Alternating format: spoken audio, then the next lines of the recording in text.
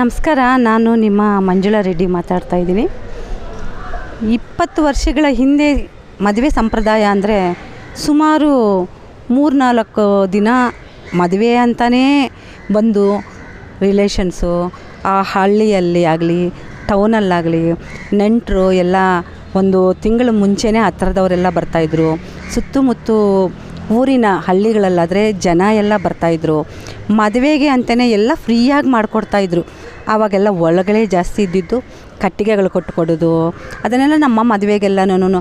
ಆಮೇಲೆ ಅಕ್ಕಿಗೆ ಇವಾಗ ಥರ ಅಕ್ಕಿನ ಕೊಂಡ್ಕೊಂಬರ್ತಾ ಇರಲಿಲ್ಲ, ರೈತರಿಂದ ತಗೊತಾಯಿದ್ರು. ರೈತರಾದರೆ ಅವ್ರ ಮನೆಯಲ್ಲೇ ಎಲ್ಲ ಏನಕ್ಕೂ ಪ್ರಿಪೇರ್ ಮಾಡ್ಕೊಳ್ಳೋದಕ್ಕೆ ಅಕ್ಕಿನ ರೆಡಿ ಮಾಡೋ ಹೆಂಗಸರು ಹಾಡುಗಳು ಹೇಳ್ಕೊಂಡು ಆ ಸಂಪ್ರದಾಯಗಳು ಅಂತಂದರೆ ಆವಾಗ ನಮಗೆ ಈ ಹಳಬರು ಒಂದು ಪಾಠ ಹೇಳ್ಕೊಟ್ಟಿದ್ದಾರೆ. ಏನು ಅಂದರೆ ಈ ಮಡಿಕೆಗಳು 5 ಮಡಿಕೆ, 6 ಮಡಿಕೆ, 9 ಮಡಿಕೆ ಅಂತ ಮಡಿಕೆಗಳಲ್ಲಿ 9 ಕಾಳುಗಳನ್ನ ಹಾಕಿ ಅದನ್ನು ಒಂದು ಮಡಿಕೆಯಿಂದ ಒಂದು ಮಡಿಕೆಗೆ ಹಂಗೆ ಇಡ್ತಾಯಿದ್ರು. ಸೊ ಅದನ್ನು ಏನು ನಮಗೆ ಗೊತ್ತಾಗುತ್ತೆ ಅಂದರೆ ಇತ್ತೀಚೆಗೆ ತಿಳ್ಕೊಂಡಿರೋದು ಈ ಮದುವೆ ಸಂಪ್ರದಾಯದಲ್ಲಿ ಮಣ್ಣಿಲ್ಲದೆ ಒಂದು ಬೇಸಾಯ ಹೇಗೆ ಮಾಡಬೇಕು ಅದು ಕೂಡ ಮಾಡ್ತಾಯಿದ್ರು ನಮ್ಮ ದೊಡ್ಡವರು ಅನ್ನೋದನ್ನು ಕೂಡ ಗೊತ್ತಾಗುತ್ತೆ. ಇಲ್ಲಿ ಮದುವೆ ಆಗ್ತಾಯಿದೆ ಅಂದರೆ ಊರೆಲ್ಲ ಸಂಭ್ರಮಣ ಮಾಡ್ತಾಯಿದ್ರು. ನಮ್ಮ ಮದುವೆ ಈ ಕ್ಯಾಸ್ಟು ಆ ಕ್ಯಾಸ್ಟು ಅಂತ ಇರಲಿಲ್ಲ ಆ ಕಾಲದ ಮದುವೆಗಳಲ್ಲಿ. ಒಂದು ಊರಲ್ಲಿ ಯಾವ ಕ್ಯಾಸ್ಟ್ ಆದ್ರೂ ಎಲ್ಲರೂ ನಮ್ಮದೇ ಮದುವೆ ಅಂತ ಖುಷಿಯಿಂದ ಅವರವ್ರ ಕೈಯಲ್ಲಿ ಏನು ಕೆಲಸ ಆಗುತ್ತೋ ಆ ಕೆಲಸಗಳನ್ನೆಲ್ಲ ಮಾಡಿಕೊಡೋದು, ಕೂಡಿ ಎಲ್ಲರೂ ಹೋಗಿ ಲಗ್ನ ಪತ್ರಿಕೆ ಹಂಚಿ ಬರೋದು, ಆಮೇಲೆ ಮದುವೆಗೆ ಬೇಕಾಗಿರೋ ಅಡುಗೆಗಳನ್ನೆಲ್ಲ ತಿಂಡಿಗಳನ್ನೆಲ್ಲ ಮಾಡಿಕೊಡೋದು ತುಂಬ ಸಂತೋಷವಾಗ್ತಾಯಿತ್ತು, ತುಂಬ ಚೆನ್ನಾಗಿರ್ತಿತ್ತು. ಅದು ಒಂದು ಸ್ವರ್ಗದ ಥರ ಇರ್ತಾಯಿತ್ತು ಮದುವೆ ಮನೆ ಅಂದರೆ. ಈ ಪೆಂಡಲ್ಸ್ ಇರ್ತಾ ಇರಲಿಲ್ಲ, ಸಾಂಪ್ರದಾಯಿಕವಾಗಿ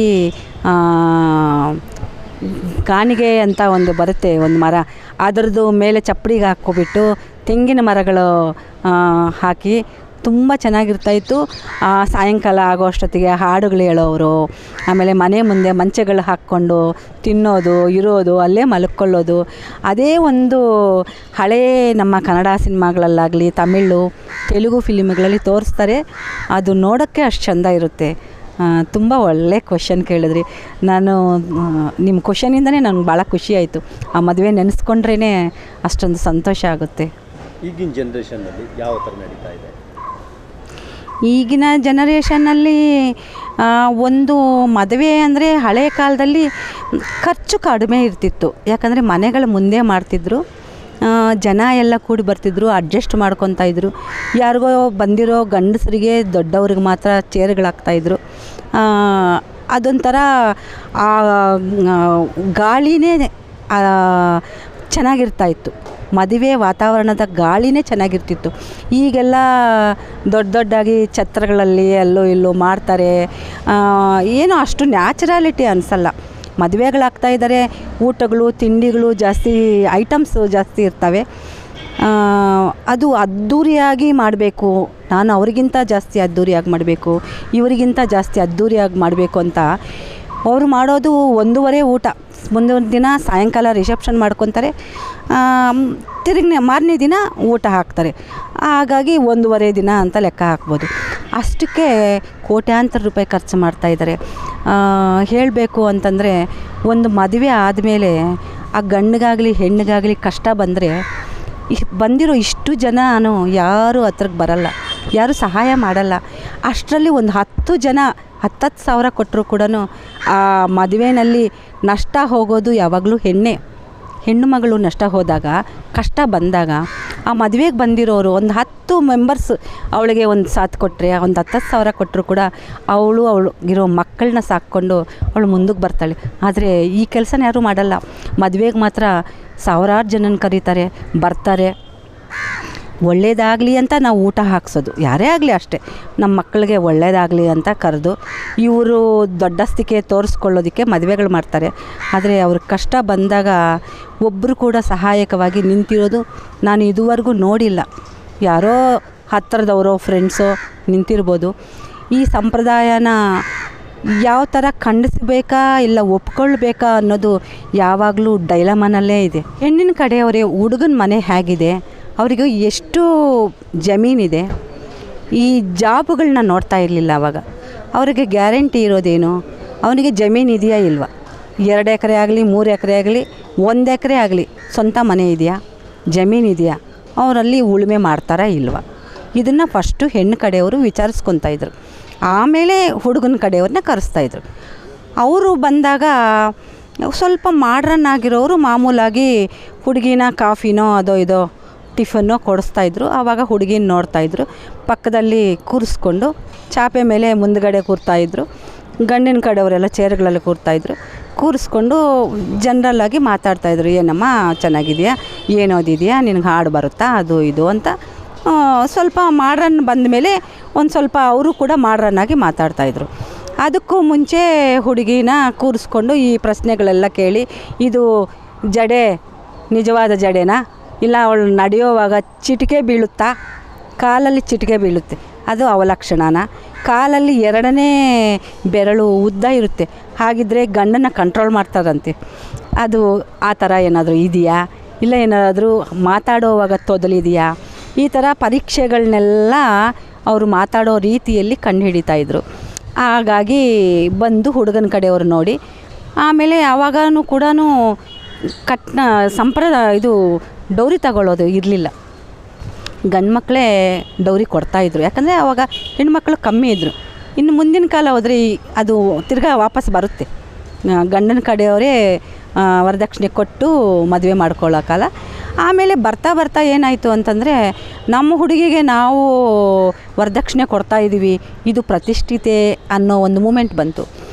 ಅದು ಹಾಗೆ ಬರ್ತಾ ವರದಕ್ಷಿಣೆ ತಗೊಳ್ಳೋದೇ ಒಂದು ಮರ್ಯಾದೆಯೇ ಒಂದು ಬಂದು ಇವಾಗ ಕೂತಿದೆ, ಆ ಥರ ಒದಗಿ ಬಂದಿದೆ ವರದಕ್ಷಿಣೆ ನೋಡೋದು ಅಂತಂದರೆ. ಆವಾಗ ದೊಡ್ಡವರು ಸಂಪ್ರದಾಯವಾಗಿ ನೋಡ್ತಿದ್ರು, ಮಾಡ್ತಿದ್ರು. ಕಷ್ಟ ಸುಖ ಬಂದರೆ ಅವರಿಗೆ ಹೋಗಿ ಮಾತಾಡಿ ಒಂದಾಗಿ ಕೂರಿಸಿ ಒಂದು ಪಂಚಾಯಿತಿ ಅನ್ನೋ ಥರ ಒಂದು ಮಾಡಿ, ದೊಡ್ಡವರೆಲ್ಲ ಆ ಗ್ರಾಮಸ್ಥರು, ಆ ಗ್ರಾಮದಲ್ಲಿರೋ ಪಂಚಾಯಿತಿ ಪ್ರೆಸಿಡೆಂಟ್ಗಳಾಗಲಿ, ಕುಲಸ್ಥರು, ಆ ಕುಲದಲ್ಲಿರೋ ವಯಸ್ಸಾಗಿರೋರು ಕೂತ್ಕೊಂಡು ಮಾತಾಡ್ತಿದ್ರು. ಈ ಕಾಲ ಹೇಗಾಗಿದೆ ಅಂದರೆ ಎಲ್ಲ IT-BTಗಳು, ದೊಡ್ಡ ಜಾಬುಗಳೆಲ್ಲ, ಅವರು ಹೆಣ್ಮಕ್ಳಿಗೆ ಜಾಸ್ತಿ ಒಂದು ಮನೆಯಲ್ಲಿ ಗೌರವ ಕೊಡ್ತಾರೆ. ಅದು ಅಲ್ಲದೆ ಹೆಣ್ಮಕ್ಳೇ ಜಾಸ್ತಿ ಓದಿದ್ದಾರೆ. ಯಾವ ಕ್ಯಾಸ್ಟಲ್ಲಿ ತಗೊಂಡ್ರೂ ಕೂಡ ಹೆಣ್ಮಕ್ಳು ಓದಿರೋದಷ್ಟು ಗಂಡು ಮಕ್ಕಳು ಸ್ವಲ್ಪ ಕಮ್ಮಿ ಇದೆ. ಹಾಗಾಗಿ ಏನು ಮಾಡ್ತಾರೆ, ಈ ಮ್ಯಾಚಿಂಗ್ಸ್ ಮಾಡೋವಾಗ ಹೆಣ್ಮಕ್ಳಿಗೆ ಮನೆಯಲ್ಲಿ ತಂದೆ ತಾಯಿ ಕೂಡ ಪ್ರಿಫರೆನ್ಸ್ ಕೊಡ್ತಾರೆ. ಗಂಡು ಮಗುದು ನಂಬರ್ ತಗೊತಾರೆ, ಫಸ್ಟ್ ಕಲೆಕ್ಟ್ ಮಾಡ್ಕೊತಾರೆ. ಅದು ಕಾಮನ್ ಆಗಿಬಿಟ್ಟಿದೆ ಇವಾಗ, ಅದಕ್ಕೆ ನಾಚಿಕೆ ಗೀಚಿಕೆ ಅಂಥದ್ದೇನೂ ಇಲ್ಲ.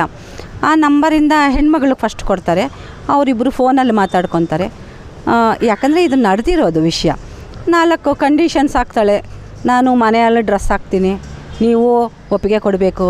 ಇಲ್ಲ ಗಿಣಿ ಥರ ಕೇಳ್ತಾರೆ, ಹುಡುಗರು ಕೂಡ ಗಿಣಿ ಥರ ಆನ್ಸರ್ ಕೊಡ್ತಾರೆ, ಓ ಅಂತ. ಅದು ಹೋಗಿ ಎಲ್ಲಾದರೂ ಒಂದು ಹೋಟೆಲಲ್ಲೋ ಎಲ್ಲಾದರೂ ಕೂತ್ಕೊಂಡು ಒಂದು ಕಾಫಿ ಶಾಪಲ್ಲೋ ಸೆಟ್ ಮಾಡ್ಕೊತಾರೆ. ಮದುವೆ ಇಷ್ಟು ಅಷ್ಟು ಅಂತ ಹೇಳಿಬಿಟ್ಟು ಎಲ್ಲ ರೆಡಿ ಮಾಡ್ಕೊತಾರೆ, ಕೊಡ್ತಾರೆ, ಅದ್ದೂರಿಯಾಗಿ ಮದುವೆ ಮಾಡ್ತಾರೆ. ಮದುವೆ ಆದಮೇಲೆ ಮಾಮೂಲಿ ಗಿಣಿ ಥರ ಕೇಳಿರೋನು ಅವನು ಅವಾಗ ರೆಸ್ಪೆಕ್ಟ್ ಕೊಡಲ್ಲ, ಎಲ್ಲೋಗ್ತಾಳೆ ಅಂತ. ಇವರು ಒಂದು ದಿಮಾಕು, ಒಂದು ಈಗೋ ಇರುತ್ತೆ ಹೆಣ್ಮಗಳಿಗೆ, ನಾನೇನು ಹೆಣ್ಣಾದರೆ ನನಗೇನು ಕಮ್ಮಿ, ನಾನು IT-BTನಲ್ಲಿದ್ದೀನಿ ಅಂತ. ಮದುವೆ ಆದ 3ನೇ ದಿನಕ್ಕೆ ಮಗಳು ಮನೆಯಲ್ಲಿರ್ತಾನೆ. ಇದು ಈ ಥರ ಆಗೋಗಿದೆ. ತುಂಬ ನೋವಾಗುತ್ತೆ ಇದನ್ನೆಲ್ಲ ಕೇಳಿದ್ರೆ. ಜೀವನ ಅನ್ನೋದು ಗಂಡನಿಗೆ ಸಂಪಾದನೆ ಇದೆ ಅಂತ ಹೆಣ್ಮಗಳನ್ನ ಕೊಟ್ಟು ಮದುವೆ ಮಾಡಲ್ಲ. ಹೆಣ್ಣುಮಗಳು ಚೆನ್ನಾಗಿದ್ದಾಳೆ ಅಂತಲೂ ಮದುವೆ ಆಗಬಾರ್ದು. ಇಬ್ಬರು ಒಬ್ರಿಗೊಬ್ಬರು ಸೃಷ್ಟಿಯಲ್ಲಿ ಯಾವುದೇ ಒಂದು ಮರ ಆಗಲಿ, ಒಂದು ಪಕ್ಷಿ ಆಗಲಿ, ಒಂದು ಪ್ರಾಣಿ ಆಗಲಿ, ಗಂಡು ಹೆಣ್ಣು ಅನ್ನೋದೊಂದಿದೆ. ಒಬ್ರಿಗೊಬ್ಬರು ಜೀವನದಲ್ಲಿ ಹಂಚ್ಕೋಬೇಕು ಅಂತ ದೇವರು ಕೊಟ್ಟಿರೋದು. ಅದನ್ನು ಅರ್ಥ ಮಾಡ್ಕೋಬೇಕೇ ಹೊತ್ತು ಕಾಸಿಗೋಸ್ಕರನೋ ದಿಮಾಕ್ಗೋಸ್ಕರನೋ ಜಾಬಲ್ಲಿ ಒಂದು ಏನೋ ಜಾಸ್ತಿ ದೊಡ್ಡ ಜಾಬು ಅಂತನೋ ಈ ಥರ ಯಾವುದ್ಯಾವುದೋ ಒಂದು ಈಗೋಗಳನ್ನಿಟ್ಕೊಂಡು ಮದುವೆ ಆದ 6 ತಿಂಗಳಲ್ಲಿ ಗಂಡನ ಮನೆಯಲ್ಲಿ ಹುಡುಗ ಇರ್ತಾನೆ, ಹೆಣ್ಣಿನ ಮನೆಯಲ್ಲಿ ಹುಡುಗಿ ಇರುತ್ತೆ. ಇದು ಸರಿಯಾದ ಜೀವನ ಅಲ್ಲ. ಆವಾಗ ಆ ಟೈಮಿಗೆ ಆ ಡಿಸಿಷನ್ ತಗೊತಾರೆ. ಆಮೇಲೆ ಜೀವನ ಪೂರ್ತಿ ಕೂಡ ಕಷ್ಟಪಡ್ತಾ ಇರ್ತಾರೆ. ಇದು ನೋಡಿದಾಗ ಮನಸ್ಸಿಗೆ ತುಂಬ ನೋವಾಗುತ್ತೆ. ಹಾಗೆ ಯಾರೂ ಮಾಡ್ಕೋಬೇಡಿ ದಯವಿಟ್ಟು. ನಿಮ್ಮ ಜೀವನಕ್ಕೆ ನೀವೇ ಒಳ್ಳೆಯದಾಗಲಿ ಕೆಟ್ಟದಾಗಲಿ ಯೋಚನೆ ಮಾಡಿ ಮದುವೆ ಆಗೋಕ್ಕೆ ಮುಂಚೆನೇ ಒಂದು ಡಿಸಿಷನ್ ತಗೊಳ್ಳಿ. ಒಂದು ಸ್ವಲ್ಪ ನೆಮ್ಮದಿಯಾಗಿ ನಿಧಾನವಾಗಿ ಯೋಚನೆ ಮಾಡಿ. ಮದುವೆ ಆದಮೇಲೆ ಯಾವ ಕಾರಣಕ್ಕೂ ಬಿಟ್ಟೋಗಬೇಡಿ. ಮಕ್ಕಳಾದ ಮೇಲೆ ಇದ್ದಿದ್ದು ಬಿಟ್ಟೋಗಬೇಡಿ.